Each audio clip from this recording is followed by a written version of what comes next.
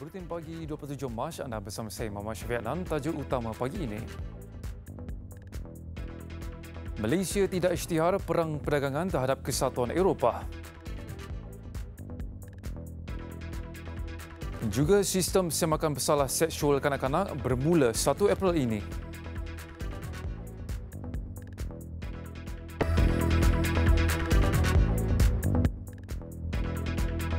Assalamualaikum dan salam hormat. Perdana Menteri Tun Dr. Mahathir Mohamad menegaskan Malaysia tidak melancarkan perang perdagangan terhadap Kesatuan Eropah EU tetapi hanya memaklumkan kepada dunia mengenai masalah dihadapi negara berikutan keputusan blok itu untuk melarang penggunaan minyak sawit dalam biofuel. Tegasnya kenyataan bahawa Malaysia akan melihat ke negara lain untuk membeli jet pejuang berbanding membelinya daripada syarikat Eropah berikutan layanan tidak adil EU terhadap pengeluaran minyak sawit tidak mengisytiharkan perang berkenaan. What I was doing was I was telling the world that it is grossly unfair for rich countries to prevent poor countries from getting richer by not buying their products. That was all. It's not a trade war. Mengenai hubungan Malaysia-Afrika, Tun Dr. Mahathir berkata, perkembangan negara agak perlahan dari segi memupuk hubungan dengan negara Afrika selepas beliau berundur daripada jawatan Perdana Menteri sebelum ini dan amat mencabar untuk dirinya meningkatkan hubungan berikutan hanya ada masa terhad. Sementara itu, Perdana Menteri menambah ada banyak pihak memohon untuk melabur di Malaysia tetapi kerajaan perlu membuat tapisan agar hanya pelaburan berkualiti diluluskan. Beliau berada di Langkawi bagi mengikuti pameran maritim dan aeroangkasa Langkawi 5 2019 yang akan berakhir pada 30 Mac ini.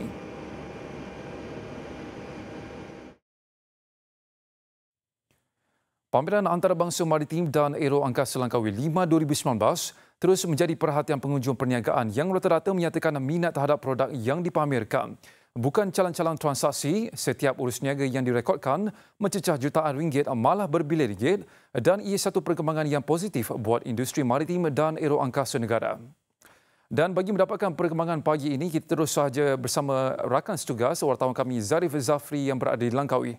Jadi Zarif, bagaimana mood pagi di sana ketika ini? Silakan.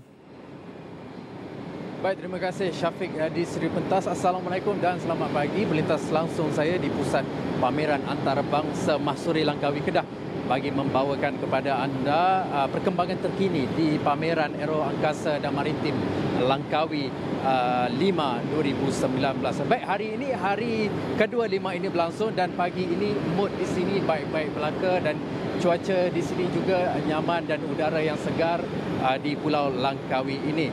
Dan waktu ini juga para pempameran sedang membuka bus mereka dan pihak penganjur pula sedang melakukan persiapan pembukaan untuk hari kedua bagi perjalanan 5 pada hari ini berjalan lancar dan baik. Dan ingin saya kongsikan apa yang berlaku pada semalam iaitu pembukaan 5 yang orang kata gilang gemilang yang dirasmikan oleh pencetus idea 5 ini sendiri iaitu Perdana Menteri Tun Dr. Mahathir Mohamad. Baik, ingin saya kongsikan apa yang berlaku pada hari ini iaitu saya dimaklumkan yang di-Pertuan Agong Al-Sultan Abdullah Riayatuddin Al-Mustafa Bilal Shah Ibni Sultan Haji Ahmad Shah Al-Musta'il Billah akan berangkat ke Langkawi untuk menyaksikan sendiri pameran 5 yang berlangsung di sini dan saya difahamkan baginda akan keberangkatan tiba baginda kira-kira jam 10 pagi ini dan di Resort World Langkawi pula iaitu sektor maritim saya dimaklumkan oleh rakan setugas saya kemarin di mana Perdana Menteri Tun Dr. Mahathir kini berada di sana bagi menghadiri persidangan maritim di sana dan kemudian beliau akan meninjau sektor maritim sambil menaiki kapal tentera laut Diraja Malaysia iaitu KD Teguh Samudra. Dan untuk maklumat, hari ini juga 5 masih dibuka kepada pelawat perdagangan yang melawat bus-bus pameran dan sudah pastinya ada yang berminat untuk membuat pelaburan bagi merancangkan lagi ekonomi di dalam sektor aeroangkasa. Dan semalam Menteri Perdagangan Antarabangsa dan Industri Datuk Darrell Lai King di dalam sidang media beliau di sini berkata kerajaan menyasarkan industri aeroangkasa menjana berjumlah 16 bilion pada tahun ini berbanding 14.4 bilion yang dicatatkan pada tahun lalu. Baik, walaupun 5 ini belum dibuka kepada pengunjung awam, pertunjukan udara yang pastinya akan menarik ramai perhatian oleh pengunjung di sini dan terutama penduduk-penduduk di sekitar Langkawi ini.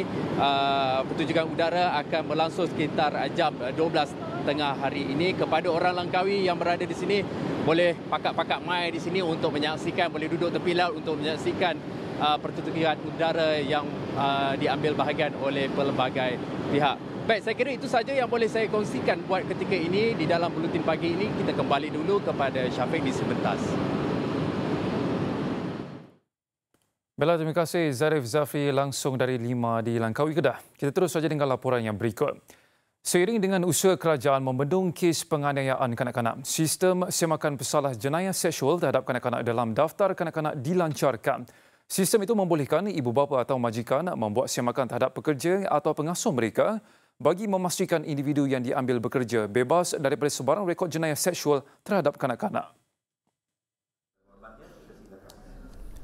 Timbalan Menteri Pembangunan Wanita, Keluarga dan Masyarakat Hanayo berkata, sistem yang kini berada pada fasa pertama pelaksanaan mempunyai lebih 3,000 nama pesalah yang pernah didakwa di Mahkamah Jenayah Seksual terhadap kanak-kanak dalam pangkalan datanya. Jumlah pesalah itu sentiasa dikemaskini dengan pihak mahkamah setiap bulan. Dalam search ini, butiran yang akan keluar adalah tiada rekod. Okay, kalau orang itu tiada rekod jenayah seksual terhadap kanak-kanak, kita akan keluarkan satu surat kata orang ini tiada rekod. Tetapi kalau orang itu ada rekod, kita perlukan masa untuk membuat semakan sama ada sabitan tersebut ada tak kes rayuan di mahkamah sekarang. Biarpun dengan kewujudan sistem semakan itu, beliau turut mengingatkan ibu bapa untuk sentiasa berwaspada kerana statistik menunjukkan majoriti pesalah jenayah seksual terhadap kanak-kanak yang dihadapkan ke mahkamah sejak tahun 2017 adalah pesalah kali pertama. Sistem itu dilancarkan Timbalan Perdana Menteri Datuk Seri Dr. Wan Azizah Wan Ismail yang juga Menteri Pembangunan Wanita, Keluarga dan Masyarakat di Putrajaya. Permohonan semakan boleh dibuat di Pejabat Kebajikan Masyarakat Daerah dan Jabatan Kebajikan Masyarakat Negeri dengan mengemukakan nombor kad pengenalan individu yang ingin disemak. Setakat ini, tiada bayaran atau had nama ditetapkan untuk semakan. Sekiranya individu yang dibuat semakan itu didapati mempunyai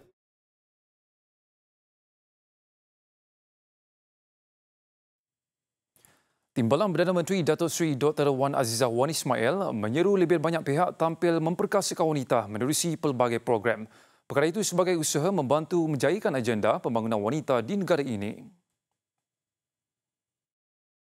Dalam usaha untuk mencapai objektif ini, Kementerian Pembangunan Wanita, Keluarga dan Masyarakat mengalu-alukan kerjasama NGO dan badan korporat merangka pelbagai inisiatif melalui program-program turun padang serta menawarkan perkhidmatan yang lebih bersepadu bagi memenuhi keperluan dan harapan kumpulan sosial. Berbahagia Profesor Tan Sri Datuk Dr. Haji Muhammad Hanifah. Beliau berkata program berkaitan memperkasakan wanita perlu dibuat berterusan supaya golongan terbabit tidak terpinggir sekaligus dapat melibatkan diri dalam semua bidang. Tambah Datuk Seri Dr. Wan Azizah lagi, program Gift of Love by Kuala Lumpur and Selangor Coalition of Women Organisation satu daripada contoh membantu dan memperkasakan wanita khususnya suri rumah, ibu tunggal dan wanita dalam golongan B40. Beliau hadir pada Majlis Anugerah KLSCWO Women of Excellence 2019 di Universiti Mahsa Banting.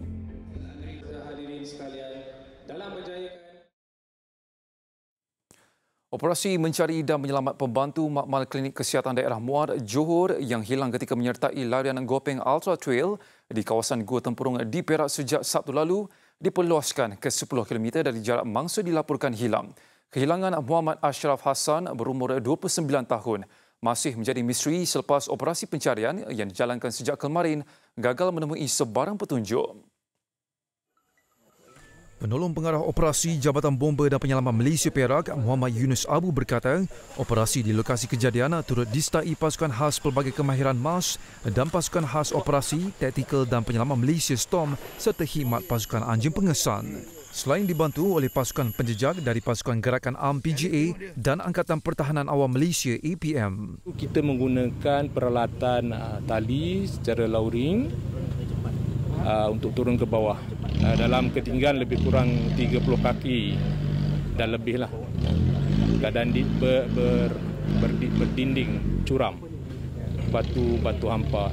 Jadi kawasan ini kita telah atur 2 kumpulan, pecah pada kumpulan ini. Dengan di puncak itu lebih kurang ketinggian 300 kaki.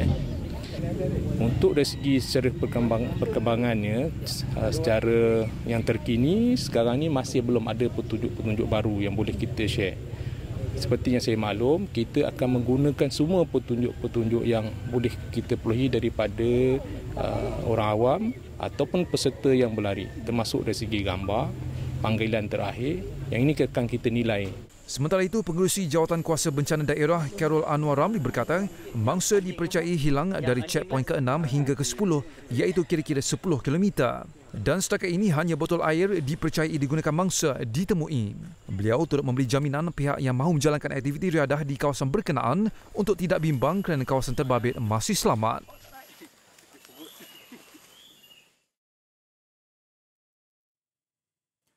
Semua pihak dan agensi perlu bekerjasama dalam usaha pemulihan sungai di Melaka berikutan 2 sungai iaitu Sungai Melimau dan Sungai Seri Melaka yang dikategorikan sebagai sungai kelas 3. Kerajaan negeri dalam pada itu memberi jaminan langkah pemulihan dan pemantauan bersepadu akan terus dilakukan bersama Badan Seliaan Air negeri ini.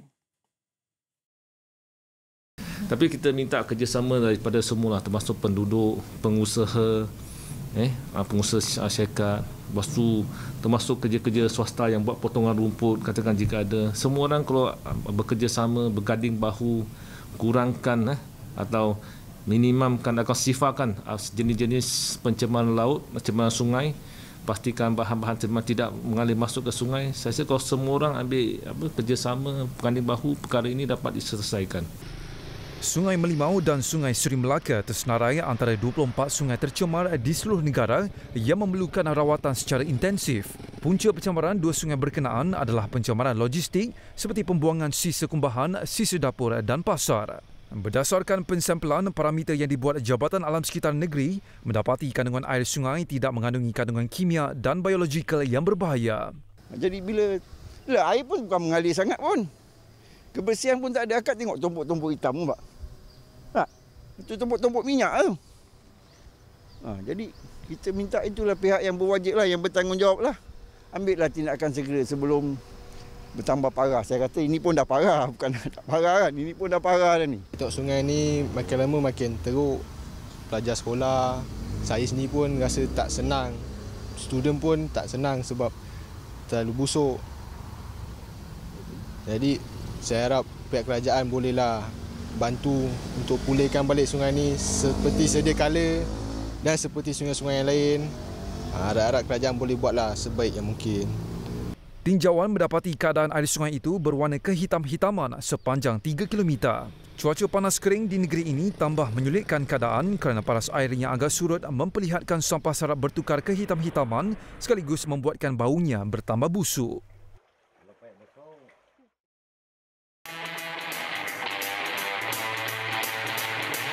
Pameran Antarabangsa Maritim dan Aero Angkasa 519 akan kembali semula menemui anda di Pulau Legenda, Pulau Langkawi pada 26 hingga 30 Mac 2019. Tentunya yang dinanti-nantikan pertunjukan udara dan maritim yang akan berlangsung masing-masing di Pusat Pameran Antarabangsa Mahsuri dan di Resort World Langkawi. Ayo semua bersama-sama tandakan kalender anda ke 519.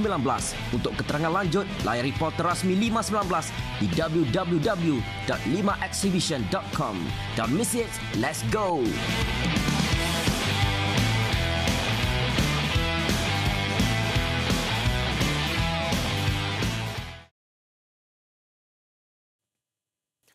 Perdana Menteri New Zealand Jacinda Ardern berkata peranannya sebagai seorang ibu telah mengubah cara beliau mengendalikan serangan keganasan di 2 buah masjid di Christchurch yang beragut 50 nyawa.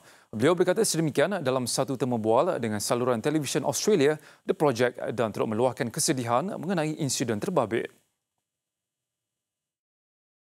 We have to acknowledge that that kind of targeting has happened before. This is not a world first. And so that is why our language is very deliberate. This was a terrorist attack. This was a targeted attack against the Muslim community of New Zealand. And as you've said, it was targeted at a time where they were in a state of reflective, peaceful worship, and that is hugely confronting. Dalam temu bual dengan pengacara Walid Ali itu, ada menegaskan tugasnya adalah untuk memastikan rakyatnya selamat. New Zealand akan mengadakan upacara peringatan negara pada 29 Mac ini bagi mangsa keganasan di dua masjid dan keluarga mereka. 15 Mac lalu, dua masjid menjadi sasaran serangan berdarah di Christchurch yang menyaksikan sekurang-kurangnya 50 terbunuh.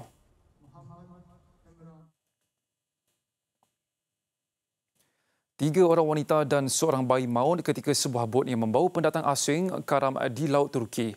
Lebih 11 orang berjaya diselamatkan selepas bot tersebut karam kira-kira 1.7 batu nautika dari pantai Çanakkale.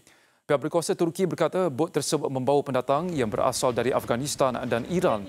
Turki yang menerima hampir 4 juta pelarian Syria merupakan satu laluan penting bagi pendatang haram yang cuba menuju ke negara Eropah. Selain Turki, Greece turut menjadi laluan penting.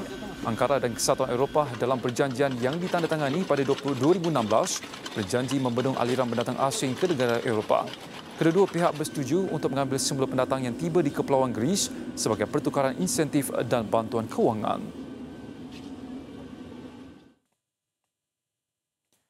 Pihak berkuasa Mexico sedang menyiasat kematian Omar Ivan Camacho, wartawan sukan dari stesen radio tempatan Alvatos. Lelaki berumur 37 tahun itu ditemui mati di sebuah lebuh di Sinaloa, kawasan yang dikenali dengan kes penyeludupan dadah antarabangsa yang tertinggi di Mexico.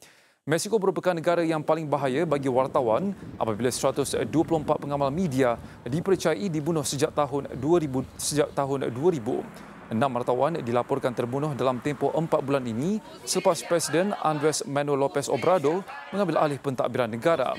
Angka kematian di kalangan wartawan meningkat antara tahun 2013 dan 2017, termasuk mereka yang disenaraikan dalam program pelindungan hak asasi manusia dan wartawan negara itu yang ditubuhkan pada tahun 2012.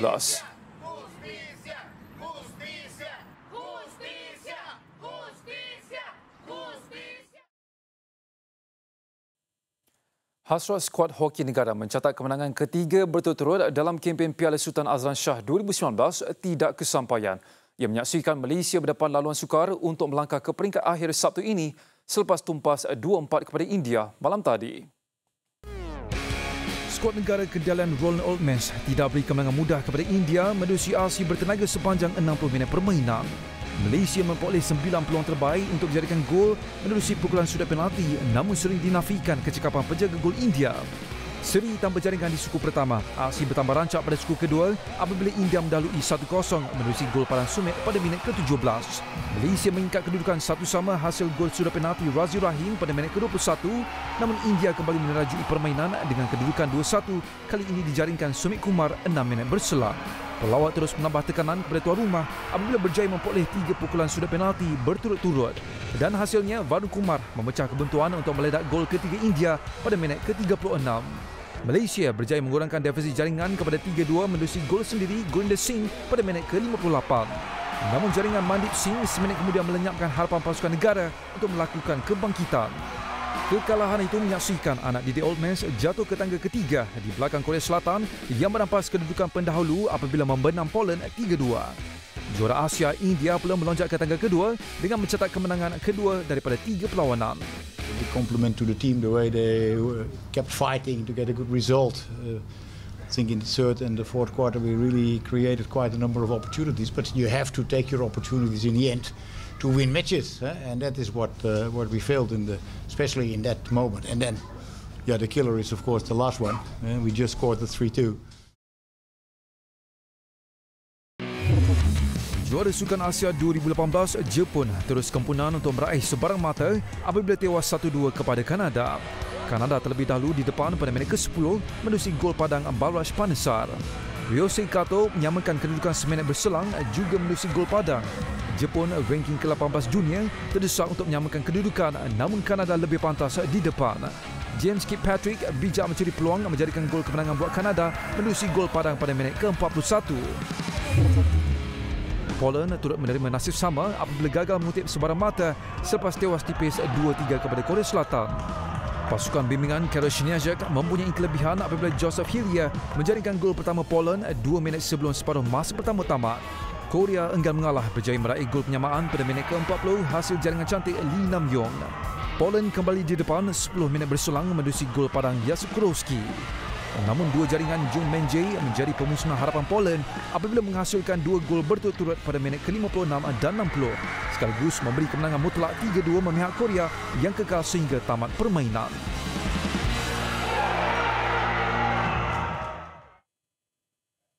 Baik, sekian Buletin Pagi. Terus ikuti Buletin TV3 di platform digital dan media sosial kami. Oleh itu, saya Syafiq Anan. Salam hormat dan Assalamualaikum.